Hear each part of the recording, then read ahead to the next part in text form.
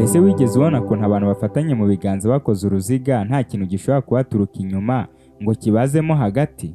Ariko iyo umwe muri bo arekuranye n'undi, ibyo ngibyo biba bishoboka mu buryo bworoshye cyane. Itorero ryo muri iyi minsi, Kristo aradusaba kunga ubumwe nk'abantu bafatanye mu biganza batarekurana.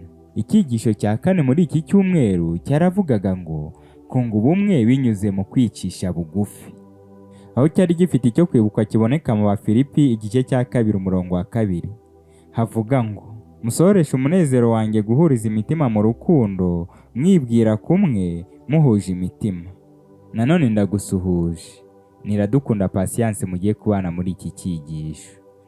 Twifuza ko ubutumwa bwiza bwagera ku bantu benshi. Gukanda like, gutanga ibitekerezo ndetse n'inyunganizi, nawe ni uruhare rwawe mu kwamamaza ubutumwa bwiza.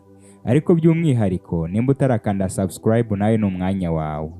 Reka twimbike mu cyigisho. Yaba Kristo ndetse n'abapagani bahamya yuko ikintu cyose gikoranywe ubumwe kigera ku musaruro uhambaye kandi ushimishije. Ariko ikintu gikoranwe kwirema ibice, icyo ngicyo nta musaruro na mukeya kigeraho. Uwiteka yari azi neza yuko ubumwe ari ikintu abana b'Imana bakeneye. Gushyira hamwe, gukorera hamwe, ibyo ngibyo nibyo bituma Umwuka Wera abona uburyo bwo gukorana n'abana be. Ariko kwitandukanya no kwirema ibice n'urwikekwe, ibyo ngibyo bituma atabona uburyo bwo gukora mu itorero. Igihe Pawulo yandikiraga Abanyafilipi, yongeye kubibutsa yuko bagomba kugira urukundo, bakibwira kimwe kandi bagahuza imitima. Ibyo ngibyo nibyo bibyara ubumwe. Ni ukuvuga ngo Pawulo yashakaga ubumwe bw'Abanyafilipi.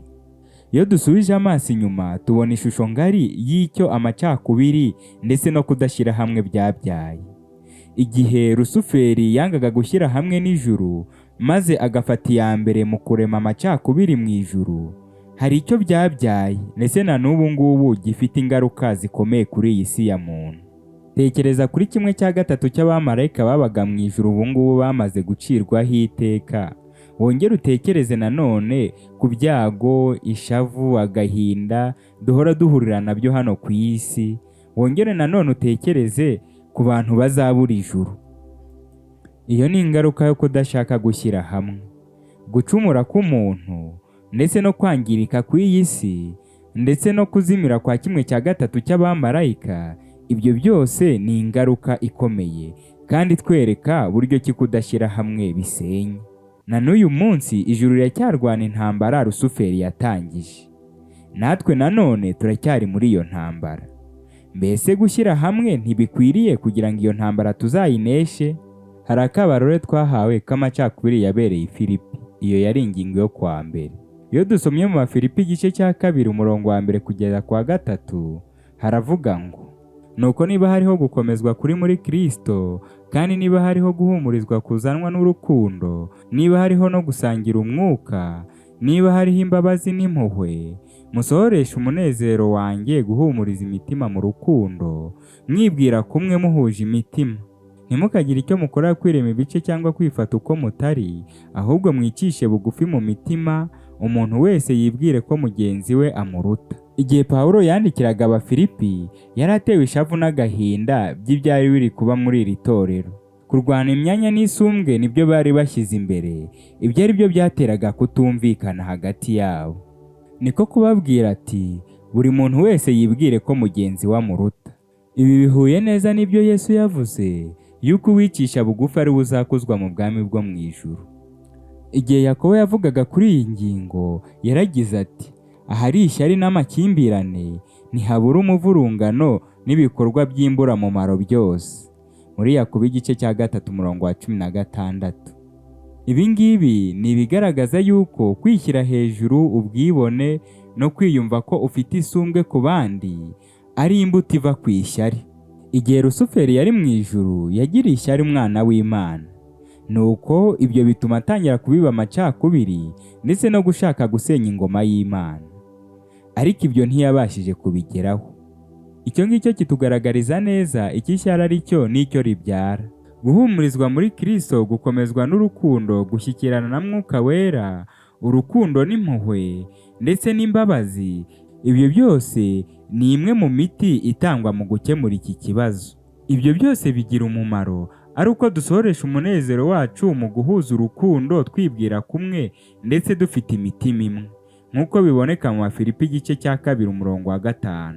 Igihe twajyaga ku ngingo yo kwa kabiri, twize isoko y'ubumwe. Yesu ati ngo babe umwe nk'uko nanjye na Data turi umwe. Iri ni isengesho Yesu yasabiraga abigishwa be, ariko natwe kandi yararidusabiraga, kuko abantu bose bari kuzamwizera iryo sengesho yararibasabiye. Ubumwe yari azi neza agaciro n'akamaro kabwo, kugeza n'aho mu isengesho yasenze aricyo kintu yibanzeho igihe yasengaga. Iyo tugenzuye neza dusanga ibintu byose bituruka mu mutima. Muri Matayo igice cya 15 umurongo wa 19 niho havuga ngo kuko mu mutima w'umuntu ariho haturuka ibitekerezo bibi, kwica, gusambana, guheheta, kwiba, kubeshyera abandi n'ibitutsi. Nk'uko n'ubundi babigaragaza, mu mutima w'umuntu utarahindutse niho ishyari n'amakimbirane bituruka. Ibi ngibi bitandukanye cyane n'umutima w'uwahindutse, ari we wera imbuto zose za Mwuka Wera, arizo rukundo, ubugwaneza, kwicisha bugufi, kwiyoroshya n'izindi nyinshi cyane zituma mu itorero hashobora kubamo ubumwe. Mu magambo makeya, nuko isoko y'ubumwe ari ugutunga Mwuka Wera mu mutima wa muntu. Uwo nguwo araza agahindura ibintu byose, ahari amacakubiri n'amatiku n'urwango akahazana amahoro n'ubugwaneza no kwicisha bugufi. Kugira kwizera kumwe no gusobanukirwa ibyanditswe byera kumwe bizana kumenya Kristo byuzuye no kumenya inyigisho ze, bikaba ari inkingi ya mwamba ituma ubumwe busagamba muri twe.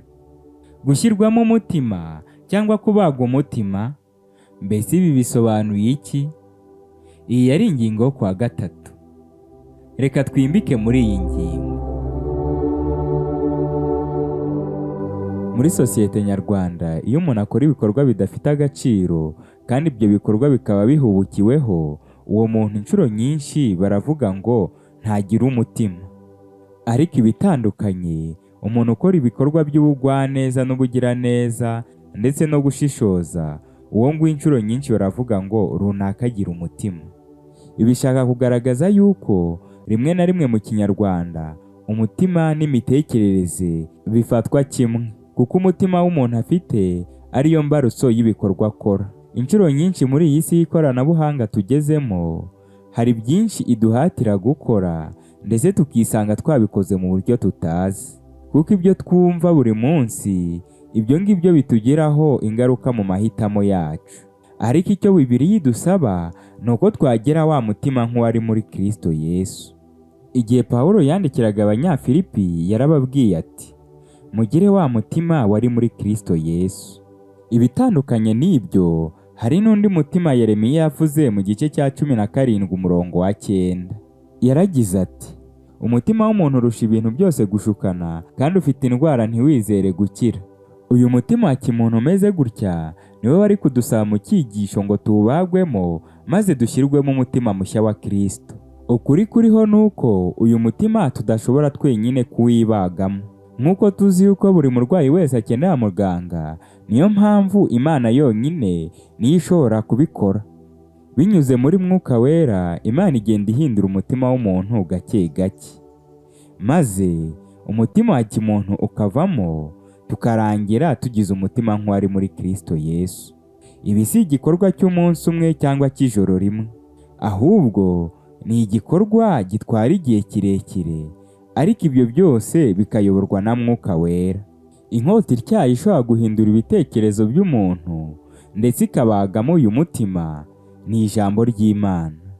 Igihe cyose twiga ijambo ry'Imana twicishije bugufi dushaka gukira, ibi ngibi biba bisa nk'umuntu urimo uratwika zahabu ashaka yuko inkamba zose zivaho kugira ngo asigarane zahabu nziza. Bityo rero nitwemera Mwuka Wera akaza akabana natwe, tuzahindurwa kandi tube bashya mu ntekerezo zacu, tuzamenya neza iby'Imana ishaka n'ibyo yishimira kandi tubishyire mu bikorwa. Niyo mpamvu ku wa 4 twari dufite ingingo ivuga ngo umutima wa Kristo. Mbese uyu mutima ni mutima ki?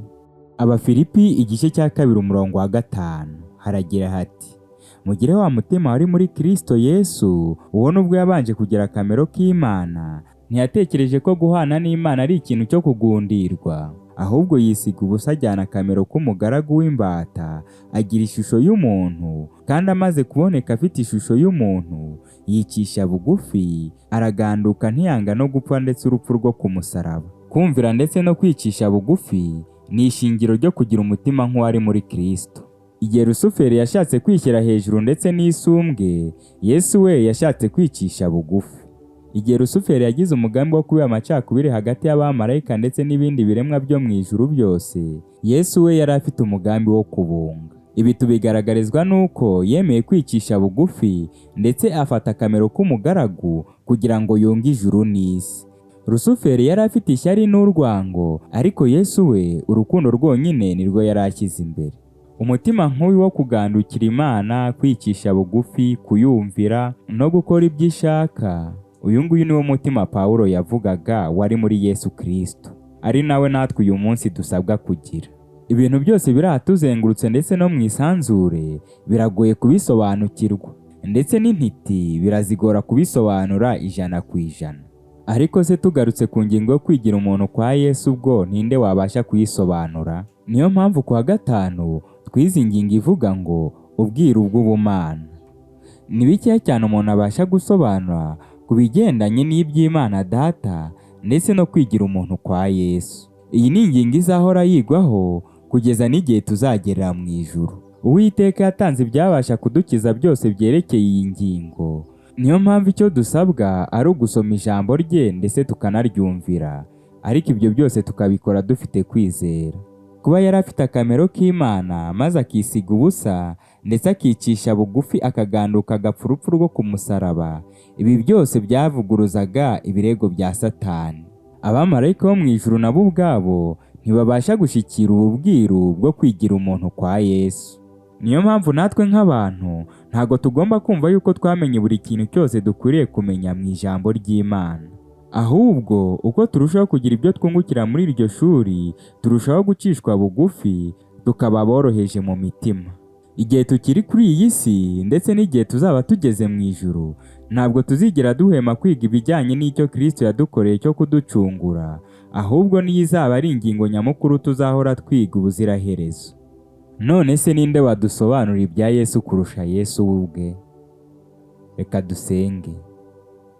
Gitare cy'amahanga, ushobora byose, Imana yacu, izina rye nishyirwe hejuru. Ubw'ibyawe ari urukundo, amahoro, ubugwaneza no kwicisha bugufi, reka abe ari byo uduha.